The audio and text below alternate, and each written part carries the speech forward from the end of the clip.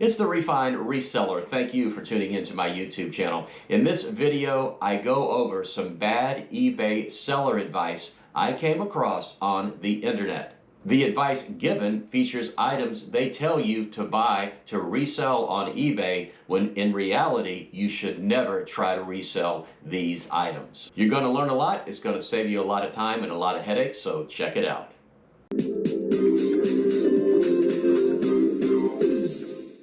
Well, everything you read on the internet is right? No, it's really not. I just happened to come across two articles or blogs. One was titled 100 Things to Buy to Resell on eBay. The other was titled The Top 75 Things to Resell on eBay. It was some really bad advice, so I'd like to go over some of the items that they suggest you buy to resell, which you should never buy to resell. So check it out, but before you do, I hope you take the time to like this video, subscribe to my channel, and click the notification bell so you'll be notified when I post a new video. Let's go. So first let me point out that I really don't think the people who wrote these articles are actually eBay sellers. And if they are, they're not very good at it because they suggest items to sell that you should never buy to sell. I think one of these bloggers is a cook and the other one is a minimalist. So let's get right to it and let's start with the first item. They suggest you buy board games. That's right, board games. I'm telling you right now, in most cases, don't do it. Why? Because most of them do not have a lot of value. Sure, you may come across one every once in a while that has value, but if it's used, there's a huge problem. And that is, how do you know if all of the pieces are in the board game? If you're not familiar with the game, seriously, how would you know? If you list and pieces are missing, you will get a return. Now, if you find a sealed one, consider it, but only after looking up the value of it before you purchase it, because even sealed, it may not be worth as much as you think it is.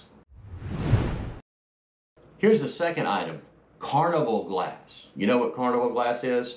Well, it is usually an orange, purple, red, or green piece of glass that was popular back in mostly the 1950s. Well, over the years, its value has gone down, down, down, and it's not worth much. And there's another issue. It was reproduced extensively, and there's a million pieces of it out there, and it's very hard to tell the original from the reproduction. So if you don't know what you're doing, that Carnival Glass you bought could possibly be a reproduction, so stay away from it. The next item, women's handbags. Why would I advise you not to sell women's handbags?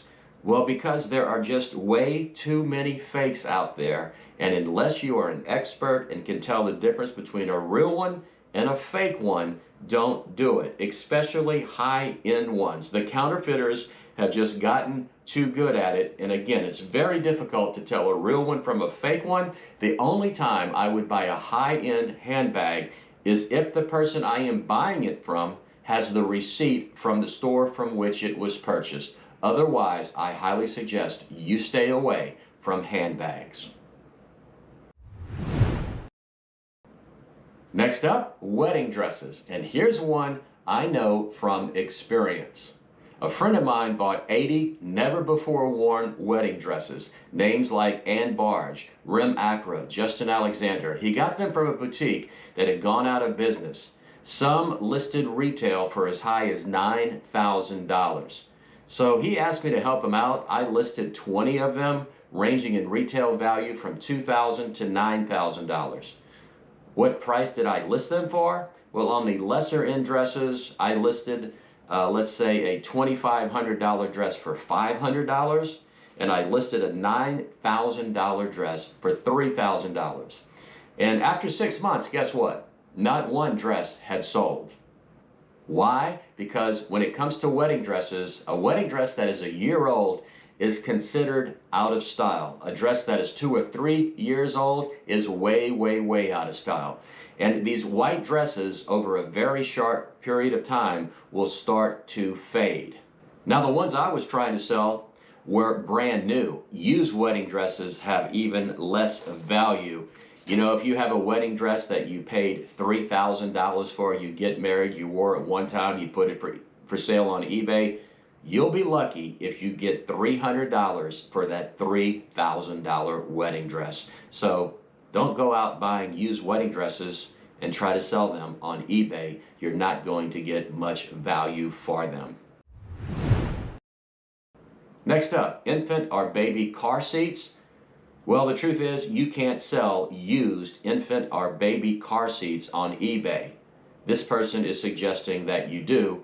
Don't try it because you could get suspended. And if you didn't know, you can also not sell used baby cribs on eBay either, so stay away from those two items.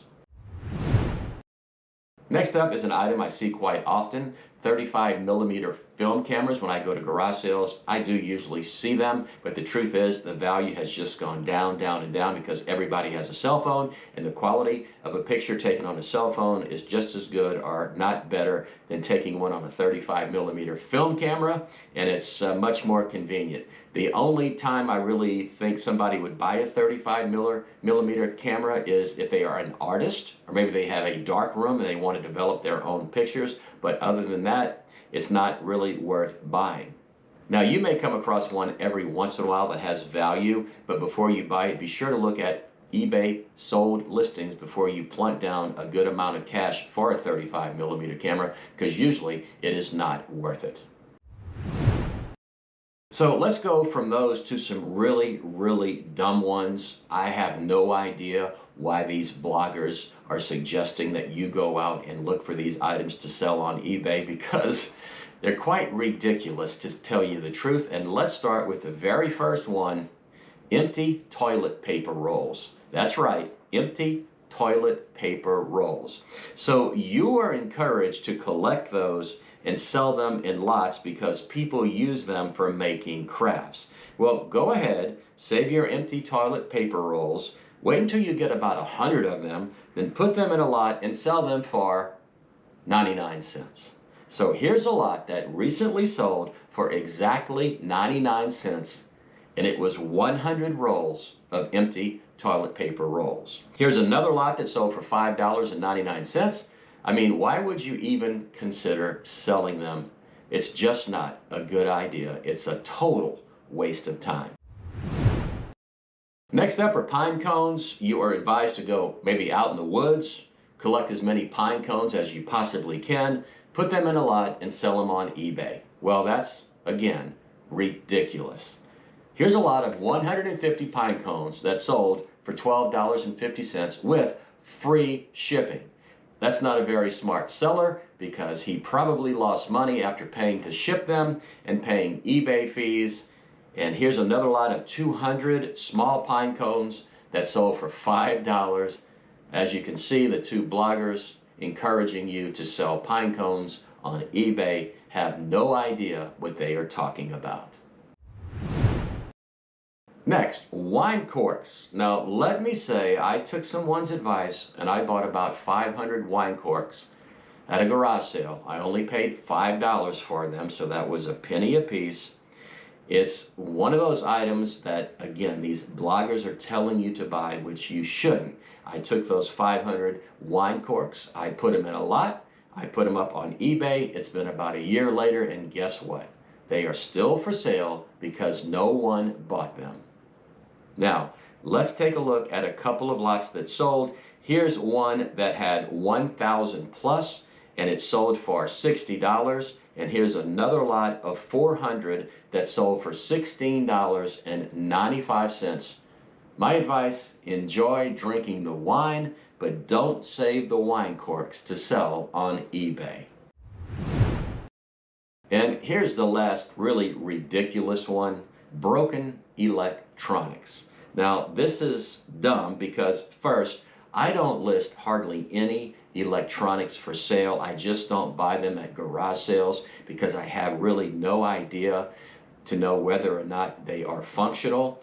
I have been burned a number of times when I have been at a garage sale, and I simply asked the seller, hey, does this work? Sure, it works. It's great. Last time I plugged it in, it worked perfectly. So I buy it, I get it home, I plug it in, and guess what?